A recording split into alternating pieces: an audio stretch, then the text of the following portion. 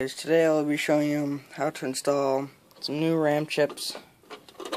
This is a DDR3 and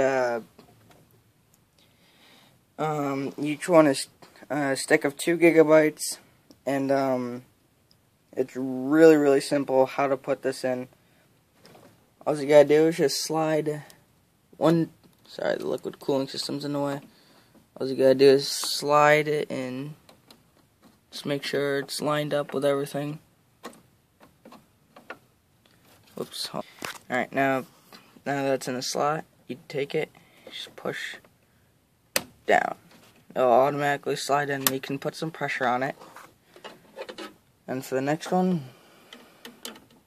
same exact thing.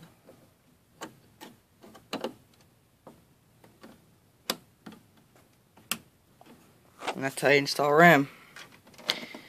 Very easy, but you must make sure that your processor can handle DDR3 or DDR2 or DDR5, whatever it is, and how much it can handle, like 16 gigabytes or 32 gigabytes of RAM.